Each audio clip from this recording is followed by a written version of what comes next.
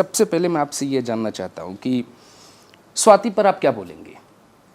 देखिए, स्वाति एक महिला हैं और जो कुछ उनके साथ हुआ मैं उनके साथ खड़ी हूँ। मेरे बहुत ही वैचारिक मतभेद हो सकते हैं। जब वो आम आदमी पार्टी में रही हैं और कुछ उन्होंने स्टैंड लिए, मैंने उसकी मुखालफत की, लेकिन ऐसे वक्त में जब बहुत संगीन इल्ज़ाम वो लगा रही हैं और क्योंकि मैं पार्टी को भीतर से अच्छी तरह से जानती हूँ, बहुत वक्त गुजारा है मैंने अन्ना हज़ारे आंदोलन के वक्त से जब ये पार्टी बनी, तो मैं उनको बहुत करीबी से जानती हूँ और मैं जानती हूँ आपस में एक दूसरे के साथ क्या इनके रिश्ते हैं, क्या आपसी डायनामिक्स हैं और ये क्या कुछ कर सकते हैं और क्या ये किस चीज़ के लिए कैपेबल हैं, मतलब क्या कुछ कर सकते हैं और अपनी बात को सामने रखने के लिए किसी को भी मिनटों में, चाहे इनका बहुत ही वफादार या करीबी साथी हो, उसको कैसे वो बदनाम कर सकते हैं, ये मैं अच्छी तरह से जानती हूँ। उस वफादार को बदनाम करते हैं जिनसे उनको फायदा नहीं दिखता है। जी, और आपने अभी भी कहा ये नायक से खलनायक हो गए।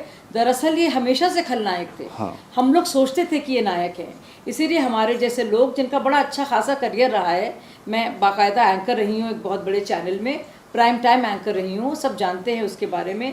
हम लोग सब छोड़ छाड़ के, और मेरे जैसे बहुत और लोग भी हैं जो अपने काम काज को छोड़कर जो आए थे एक खुमार में कि ये आदर्शवाद है, और ये आदर्शवाद का ऐसा खुमार था कि हमें लगता था हम लोग कुछ अच्छा करेंगे, ये एक नेक आदमी है, देश के लिए हम थोड़ा अपना वक्त देंगे, और तन मन धन से हम लोग ने अपने को झोंक दिया।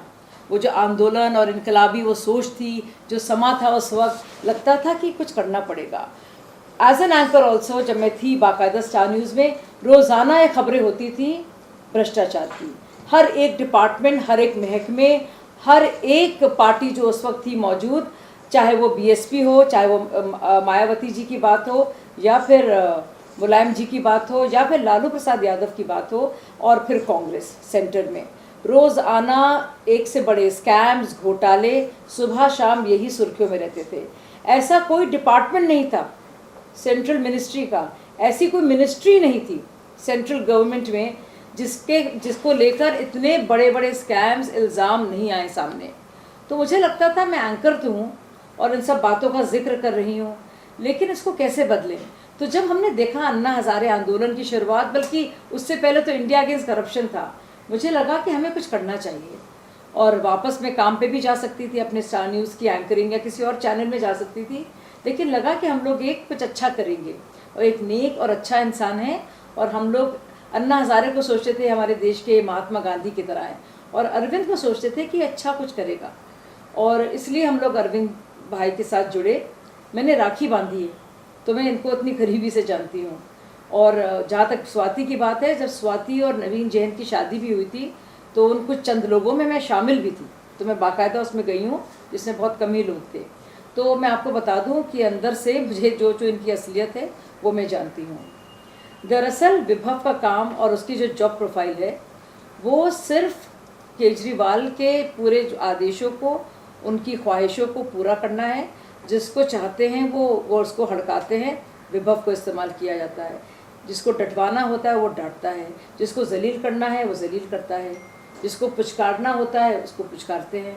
यही काम है विभव का। और विभव और ये लोग बहुत पुराने साथी हैं, एक दूसरे के राजदार हैं।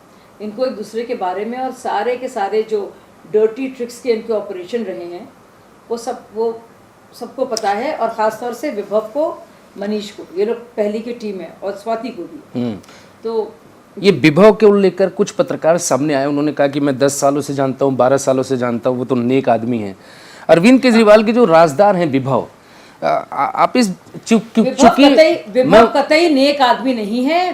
विभव एक बहुत शातिर बदमाश है और बहुत ज़्यादा बदतमीज़ इंसान है, और वो लोगों को जलील करता है। कोई इसमें एक ज़रा सी भी शराफत अगर हो तो मैं अपना नाम बदल दूं, और ये सब जानते हैं। वो जो पत्रकार भी आपसे बता रहे हैं ना, वो बिल्कुल झूठ बोल रहे हैं, और वो भी वाकिफ़ हैं विभव की क्या असली उसका चेहरा है, वो सब जानते हैं। और अब ये बेनकाब हो रहा है, फ़र्क यही है तब में और अब में कि वो बेनकाब हो रहा है।